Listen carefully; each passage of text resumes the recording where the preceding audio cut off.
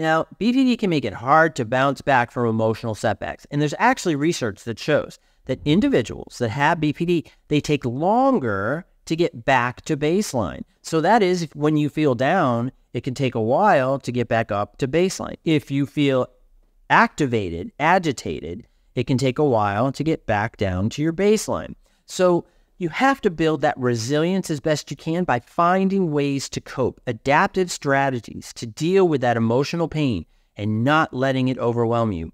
Easy to say, hard to do. That's why therapy is so important. But not everybody can afford therapy. I get it. That's why there are workbooks, right? Like those books back there. You don't have to use my stuff. You can use my stuff, and that's cool. But there's other things out there to help you build those adaptive strategies, and that's what's important.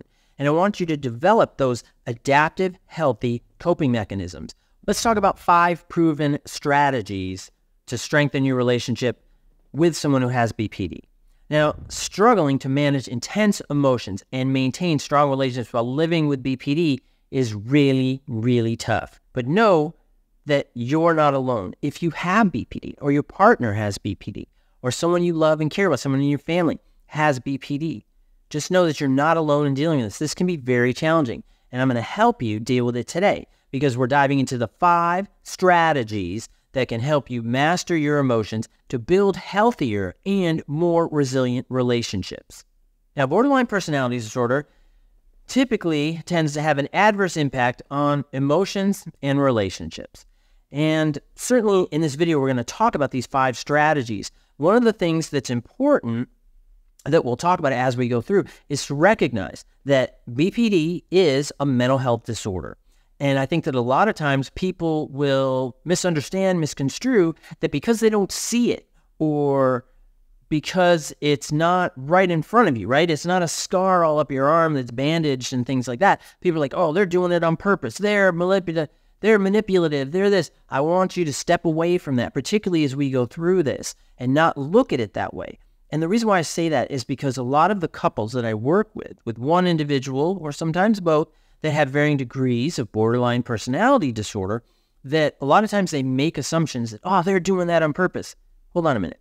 And let me tell you, because I've never had a client in my over 20 years of doing this, specializing in personality disorders and BPD, which is a personality disorder, but I've never had a client say, can you help me to really destroy my relationship? You know, I'd like to manipulate my family and friends and others so much better. Can you help me do that so my relationships are absolutely horrible? Because that's not what they want. What they want to do is they want to have healthy relationships, but they don't know how. And a lot of abandonment fears, rejection sensitivity, and internalized openness add to this complexity and difficulty. And we are going to talk about it and get into it right now. So, strategy number 1, mindfulness and emotional awareness. Now, one of the keys to managing emotions, if you have BPD, is to become more aware of what you're feeling in the moment. And mindfulness can help you do that. And mindfulness isn't really meditation. It brings you to the present. And it doesn't have to be this real big, extravagant thing. It doesn't have to be at all, right? What you need to do first is you have to recognize those triggers and respond in a more balanced way. Well, how do you do that?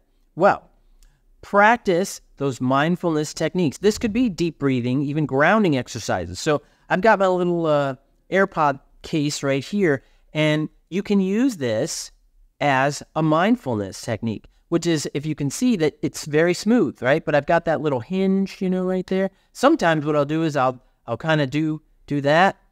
I don't know if you can hear the little clicks, and I have to be aware that it might annoy other people. So, yeah, be careful, adjust your clicks if you need to. But sometimes, you can just rub it and you can just be like, all right, this happened, this trigger occurred, and it's really setting me off. I'm really, really frustrated by it. And, you have to check in with your emotions regularly. You have to know what your triggers are, and you have to know the things that set you off. This also opens up a topic that is distinguishing triggers from emotional buttons. Now, triggers are those little annoyances and pet peeves, but there's also what I call emotional buttons.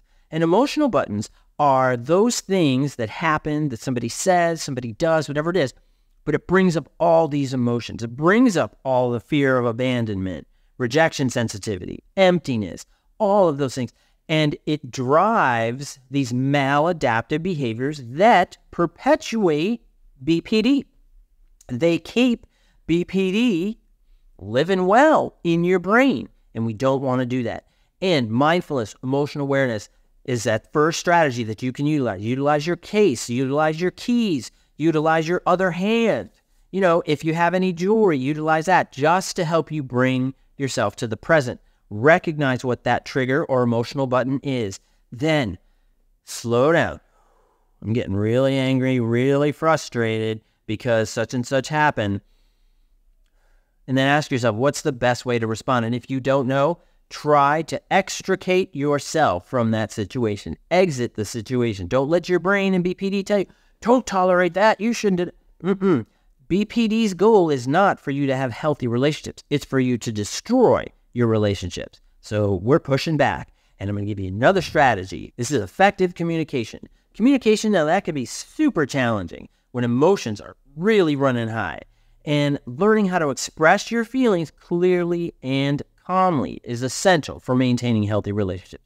You have to be able to do that. But here's the problem, is that BPD in your brain, it's screaming at you and saying, you know, they don't love you, they're going to leave you, they're going to abandon you, they're going to break your heart, they're going to cheat on you, whatever your weakness and fear is, BPD is going to use it against you. Absolutely. What I want you to do is, in order to communicate your fears and concerns, first and foremost, you have to find that healthy other. Make sure the person whom you choose to communicate with, is it a healthy person? Is it somebody who isn't going to use your issue against you to make characterological distinctions and judgments about who you are? That's probably not a good person. And if you can't think of anyone in your life, maybe a mental health provider could be really helpful for you. Somebody you could sit down with and talk and communicate. And if you have a therapist that you feel is judgmental, talk to them about it. That is important. And if after you talk to them about it, they're still judgmental, maybe you got to find somebody else. But the strategy that you can use for effective communication is you got to use I statements to express your emotions without blaming. And you want to practice this active listening as best you can. You want to understand your partner's perspective. And you got to set time aside in your relationships for regular, honest conversations with your loved ones. Now, I have a video on the 7 stages leading to the end of a relationship, and you can certainly review that, be more aware of it. And in that video, I do talk about using I statements, utilizing those statements to help you communicate yourself effectively. BPD doesn't want you to do that. BPD wants you to act out first, or to provoke that other individual to say and do something to justify BPD's negative perspective of you and your relationship. Don't do that. Effective communication cuts BPD off at the legs, and it doesn't like it. But I got another strategy for you. Building emotional resilience. Now, BPD can make it hard to bounce back from emotional setbacks. And there's actually research that shows that individuals that have BPD, they take longer to get back to baseline. So that is, when you feel down, it can take a while to get back up to baseline. If you feel activated, agitated, it can take a while to get back down to your baseline. So you have to build that resilience as best you can by finding ways to cope, adaptive strategies to deal with that emotional pain and not letting it overwhelm you. Easy to say, hard to do. That's why therapy is so important. But not everybody can afford therapy. I get it. That's why there are workbooks, right? Like the books back there. You don't have to use my stuff. You can use my stuff, and that's cool. But there's other things out there to help you build those adaptive strategies, and that's what's important. And I want you to develop those adaptive, healthy coping mechanisms. One could certainly be journaling. I actually have a BPD journal that you might find effective. There's other journals out there as well. Talking to that mental health provider, also helpful. And you want to really focus on self-compassion and allowing yourself to experience the emotions without judgment. And that's part of the trickery of BPD. What it does is it tricks you into thinking that because you feel it, you're a bad person. And because you're a bad person, that just justifies your brokenness, which then justifies BPD, so then see how terrible you are. Huh? What? Yeah, that's the cycle, right? Now, you have your own individualized cycle, and you have to know what that is because you got to build that emotional resilience. And I know it's tough, and I know it's a lot of work, but it's so worth it. I can't tell you that in the 2 decades plus that I've been doing this, that I have seen amazing things in my clients, able to do things differently, able to manage their emotions, able to identify when they're triggered or their emotional buttons are set off, and how they can control themselves, which influences how they control their life, which helps them drive to the relationships that they want. And they can absolutely do it. But then there's also another strategy. Strategy 4, setting and respecting boundaries. Now, boundaries are crucial in any relationship. We know that, but they can be especially important when you're managing BPD. Now, you got to know your limits, and you also got to respect your partner's boundaries, which can be really hard for some folks because sometimes, and this is also that BPD trickery, BPD tells you that if they have boundaries, then it's not unconditional love, that it's not real love. They don't really love you if there are boundaries. That's absolutely positively not true. Everybody has boundaries, and you should have boundaries because that means that you're identifying what you're comfortable with and what you're not comfortable with. And it's critical to do that. You have to do it for yourself, how you like to be touched, how you like to be spoken to, how you like to be addressed, things like that. You have to educate the people in your life about your boundaries. They're not going to magically know. Now, BPD tells you that they should magically know. That's not true. No. They're not going to magically know. You have to tell them. And sometimes you got to tell them 2 or 3 times. After the 3rd time, if they don't get it, you got to start wondering, is this somebody who's just not respecting my boundaries? I mean, what's up? And know that your boundaries, that you put them in place, and some can be flexible depending on what they are. But, like, for example, being touched appropriately, that should be a pretty firm boundary in my view. You may have different views, but being touched appropriately is pretty important, and that's a pretty solid boundary. How about if somebody refers to you? So if somebody calls you a pronoun that you don't agree with, educate them on that. If after 3 times you keep educating them on that, and they're like, heck no, I'm not calling you whatever I want. Okay, well, that's somebody who probably doesn't respect your boundaries, and you have to think about that relationship. I mean, it's not costing them anything to use a different pronoun or to address you in the way that makes you feel comfortable. But if they're not, we got to wonder about that. We got to start thinking about that. What's their deal? And it's all right to think about that. And also think about ways to really, how can you communicate your boundaries effectively? And I know BPD is going to tell you, if you assert your boundaries, everybody's going to leave you. That's not true.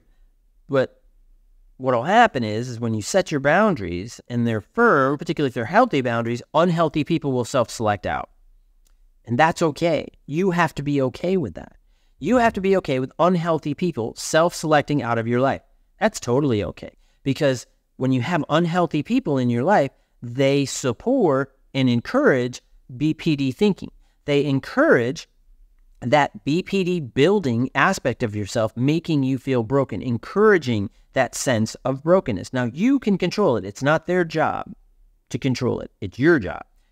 And if you have a therapist, then it becomes our job to control it, to manage it. So you're making those decisions and not bad BPD in your head. No.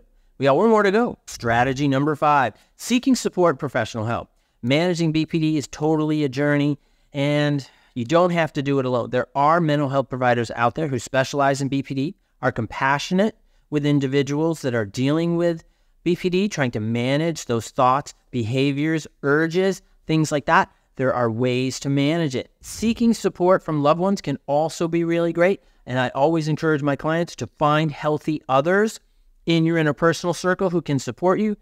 Sometimes that can be really hard. And that's where a mental health provider can really help you out. It can make a big difference on building your sense of emotional well-being and understanding and embracing healthy relationships, not the chaos that BPD wants you to be in. No, positive aspects that helps your relationship grow.